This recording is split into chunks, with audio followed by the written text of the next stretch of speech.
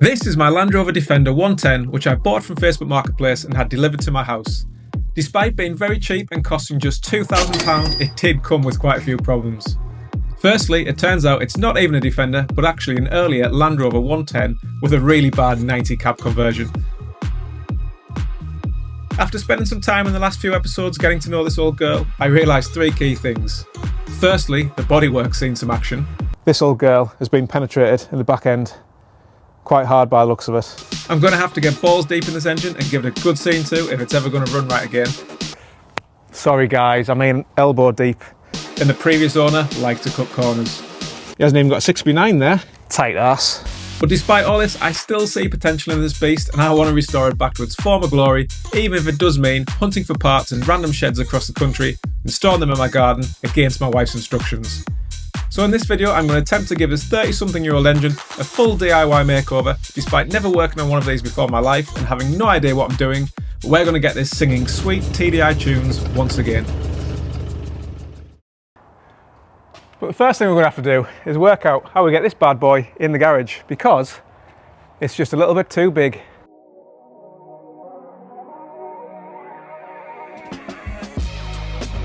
Oh yeah, now we're talking. Slip her right in.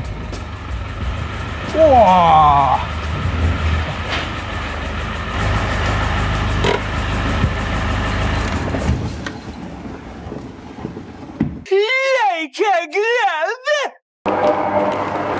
Right guys, she's in. So let's get this bonnet off and then I'm going to show you all the things we're going to do to this engine to get it running sweet. Come on Betty. Oh shit. Oh bloody hell, I didn't think this through.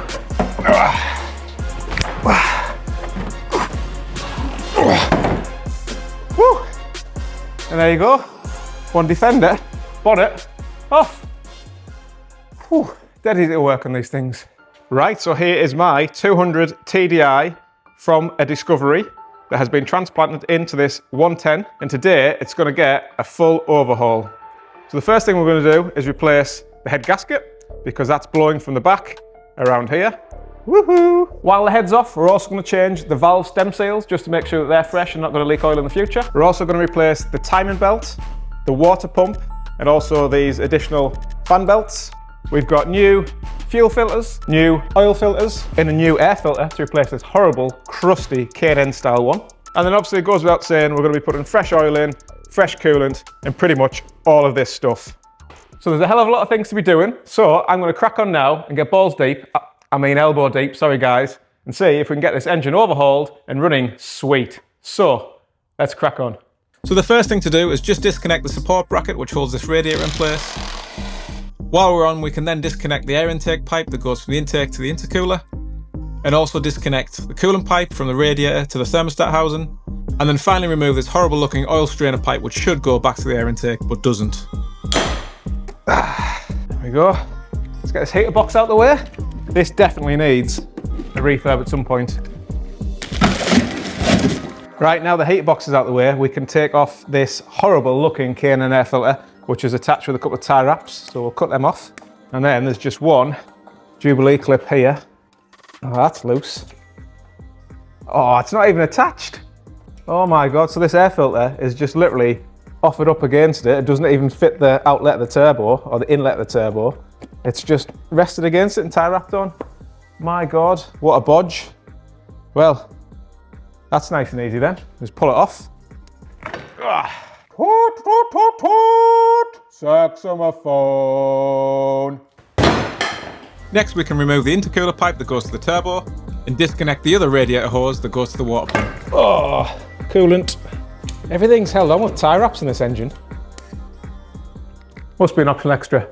Right guys, the next thing I want to do is take off this radiator, intercooler and oil cooler pack. But to do that I'm going to have to disconnect these oil lines. So I'm a little bit worried there might be a lot of oil in here. So first thing I'm going to do is drain the oil and then come back and loosen these and then probably still get oil all over the garage. So the first step to drain the oil is get some light in the situation, and then I get a little bit of a shock when I see how big it is. Oh, the drain plug on these are massive. So with a bit of brute force, we get that bung plug undone and professionally drain the oil. Oh, professional. Then clambering back out from underneath the vehicle. Dead easy to work on these things. We can make our way over to the bench and put a new washer on that huge bung plug, then crawl back underneath the old girl and stick it in, and just look how dirty this oil is. You filthy beast. Right, next up I'm going to disconnect these two oil lines from the oil cooler, and then hopefully we can get this off and in the box. Please don't leak oil all over. Oh yes, good girl. Right, bottom one. Nice. A little bit of oil, it's not too bad. Let's tip it back.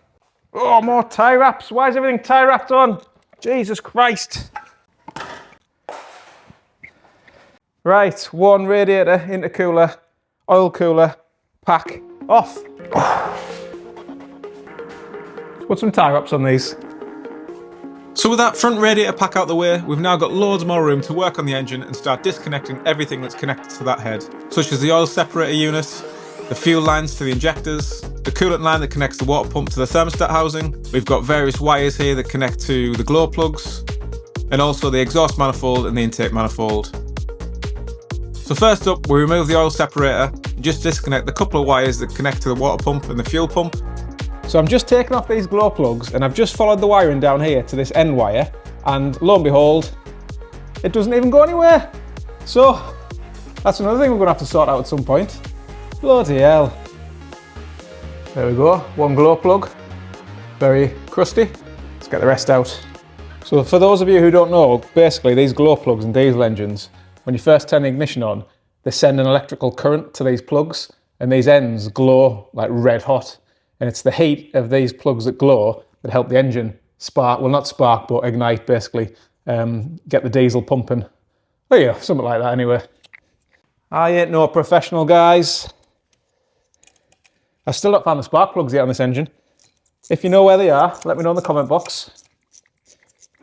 So with the glow plugs out the way, we can crack the nuts on the injection lines, and then disconnect this oil return pipe, move those out the way, and then move around the other side and concentrate on the 4-bolt holding on the air intake. Yeah, one air intake off. Right guys, we're making really good progress. So far, we've got pretty much everything that's connected to this block, or this head, disconnected. So we've taken off all the oil lines, the fuel lines, we've disconnected this oil separator, we've taken off the coolant pipes to the water pump, we've disconnected the air intake, obviously, that's over here, and we'll look at that properly shortly. We've disconnected the manifold, the exhaust. Interestingly, that bracket there, I don't know if you can quite see it, should have been connected to the turbo. It wasn't, it just pulled free. So that did myself a little bit of a favour, because I couldn't get these bolts off, or this one, I was worried about rounding it. So instead of taking this off and just taking that manifold off, I've disconnected the downpipe again and just kind of pulled it back carefully. It is connected with a oil feed pipe there to the turbo, so there's not too much flex in that. So I've just carefully kind of pulled it back. So we've got loads of access now. I think the next thing to do is take off this rocker head cover. That'll give us access to the bolts inside there, and then we can very carefully take all of these head bolts off, remove the head, and then we'll have a look and see where that gasket's leaking from. Come on then. So next we can remove the rocker head cover, which is just held in place with 3 8mm bolts. Ho ho ho, yes. There we go. So this is the inside of the rocker cover. So now we can access these bolts that are here, holding the head on, and then we can take these outside ones off. There is a special sequence we need to do to take the head off. So I'll do that now, and then we'll take this head off and we'll take it over to the bench, and I'll show you what it looks like. Right, take this to the bench carefully. Okay, so the next thing I'm going to do is take these push rods out, and there's 8 of them, and to make sure they go in exactly the right order when they go back in, I've labelled a bit of cardboard with 1 to 8 and said which way is at front. So this first one is going to go there. 1, 2, 3, 4, 5, 6, 7, 8. 1. There we go, guys. 8 push rods, all straight, just how we like them. on the bench. Now we can remove the bolts that hold the head to the block in a special order. Right guys, so I think that is all of the head bolts loose now. So let me just go around, double check, and then I'll see if we can pull this thing off nice and gently. That's the one. Right guys, so the head is off. This is the first time I've ever taken a head off an engine, and I've actually quite enjoyed myself. But if you want to have a little look down here, you can see this is the gasket still in place. And here is where I suspected we had a leak. It was blown out of there. And you can see these cylinders all look pretty dry, but this back one is pretty wet. And you can see all the sludge here that's been getting pushed out from where the gasket was leaking. It was blown out of there. So I was pretty sure that it was a head gasket issue. And a few of you guys said, no, it's probably the exhaust manifold, but I was convinced that it was blown out of there. And it was also kicking out quite a lot of white smoke. It stunk. So I think this is definitely the head gasket issue here that you can see. So we'll get a new one of those fitted. If I bring you over to the head for you guys, let me know in the comment box if that looks like a good head. Whoa, that's what she said. But you can see this is the back of the engine where we had the leak. It was blown out from here. And then I'm guessing all this oil here is just normal. That's just the oil channels or oil valleys. And then at the top, we've got the exhaust gasket. So that's still on. We'll put a fresh one of those on. We've got everything we need here to put this back together. And then what I've done down here is I've just ordered my head bolts. So I know roughly where they need to go back. Apparently it's self-explanatory. You can't put the wrong bolts in because of the different thicknesses, but I like to keep things organized. And then down here, two other things I need to pay particular attention to are the head locator pins, or dowels. So there's one there and one just there. So I need to make sure that they're back in there after I put the fresh gasket on. So when I put the head down, it kind of locates in the right place before we put the head studs back in. So good progress so far, and I'm really enjoying myself. Hope you guys are enjoying this video too. If you are, don't forget to like and give it a subscribe. Plenty more content like this coming because we've got a hell of a lot of work to do, as you can see. But anyway, guys, I'm going to clean this up, clean that up. We'll clean these rocker arms and just clean everything basically so it's all nice and fresh. And then we'll see if we can start putting this back together. So far, ooh, hey up. I've just realised, have we snapped a stud there? I don't think that's meant to be like that. Well, that was possibly a lucky escape. I can't see anything here. They're missing one, but we must be missing one. So the question is, did I snap that off? Or was that already snapped off in there, which is why that gasket was leaking in the first place, because that wasn't pressured down enough. Interesting. I'll get back to you on that one, guys. Yeah, okay. Well, let me get everything cleaned and then I'll check back in a minute and I'll show you what we're going to do next. So with an excessive combination of brake cleaner, parts cleaner, a plastic scraper, some 400 grit wet and dry sandpaper, a block of wood and some more parts cleaner, we get to work cleaning that head, making sure that all the residue of the gasket's off and we have a nice, clean, smooth surface.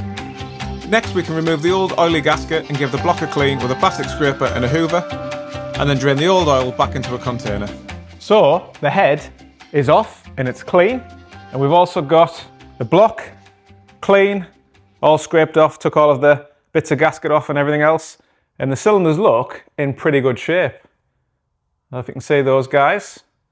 Let me know in the comment box what you think of the condition. I don't think that looks too bad.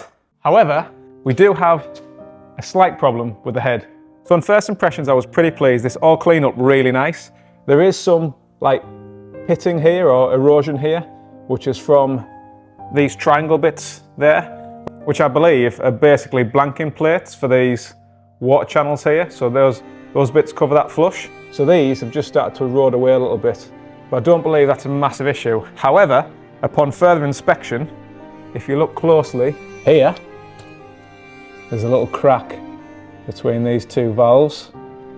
And then also if you look here, there's a little crack there just between those two valves. So I don't know what to do about this. I don't know whether just to put it back in and crack on and then worry about it at a later date and maybe get a new head, or leave it off for now, maybe get it pressure tested during the week and then possibly get a new one, a replacement one that is crack free. Usually we like a bit of crack on this channel, but in this case, that's not the crack we want. So that's a bit of a blow with the head, but while we're waiting to make up our mind what we're going to do about this, let's crack on over here with this and get a new timing belt on, new belts, new water pump, new fuel filter, new fuel lifter pump, and new oil filter. So this power steering pump I can actually turn without turning the main belt, which might explain why the steering feels really heavy on this bad boy. But let me know in the comment box if that's normal for these things to have crap power steering, or whether it is the fact that these belts are loose. Probably a little bit of both. So just using a 1/2 inch ratchet, I can remove the tension from the belt and take off the main belt, and as you can see, it's pretty worn and pretty cracked. And then using the belt I've just taken off, I can use that to wrap around the water pulley and remove those 3 bolts holding the pulley on. And then finally, I do a quick diagram of where all the bolts go on the water pump, because they're all slightly different lengths. There we go, 7 screws and a nut, all in the right order, because they're all slightly different lengths and we need to make sure they go back in the right hole. So with a quick tug, we can pull the water pump off and then use the big gun to remove the crank pulley bolt. Woo! Right guys, another little thing I've just noticed is this flywheel has got a big chip out of it here.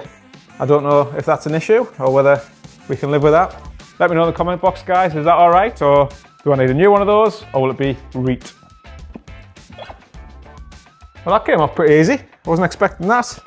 So once again, I just make a quick diagram of where all the bolts go for the timing case cover, because all of the bolts are slightly different lengths again. Yeah! Great success! Woo!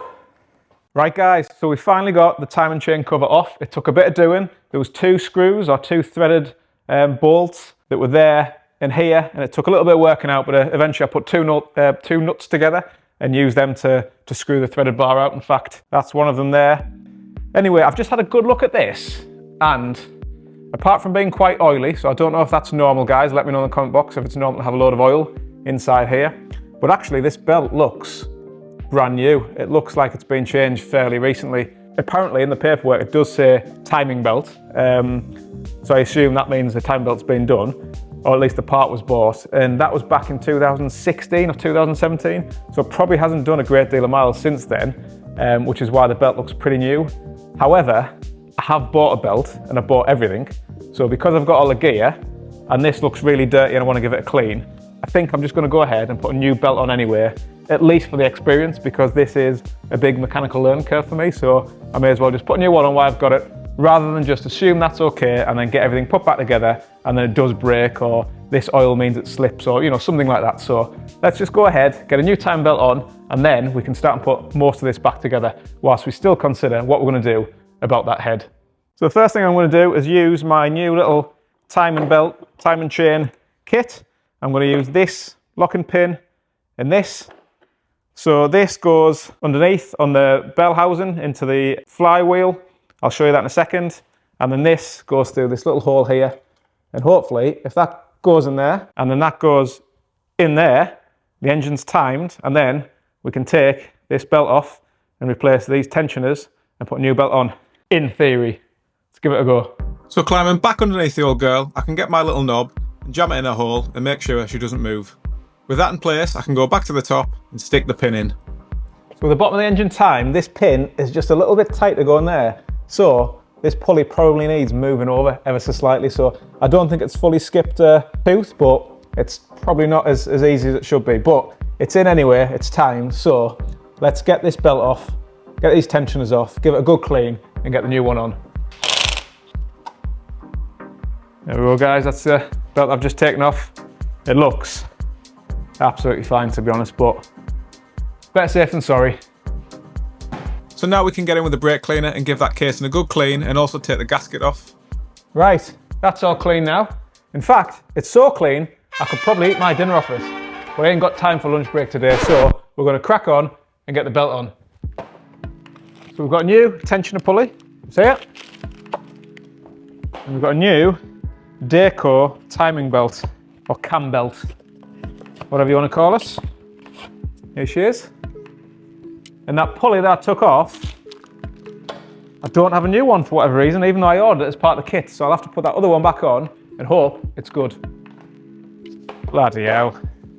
So at this point, things were going far too well, so it was inevitable something was about to go wrong.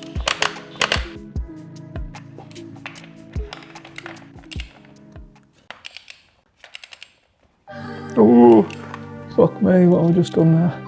Oh. I might have just overtalked that. Fuck.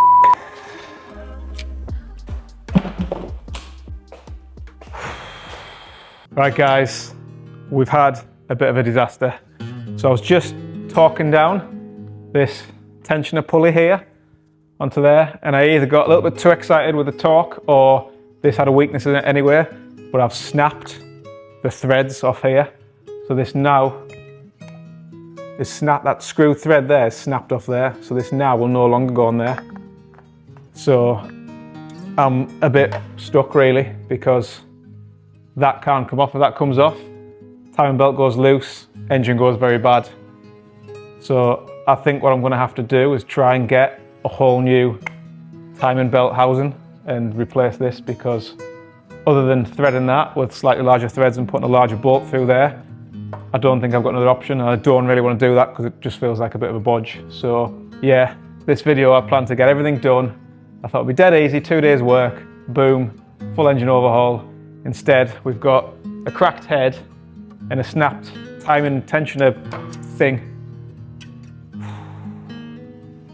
Right guys, so on that note, I think I'm going to leave that video here. Thanks so much for watching. Give the video a like, hit the subscribe button, and I'll see you guys in the next one when hopefully we get that sorted and that sorted. But for now, see you later.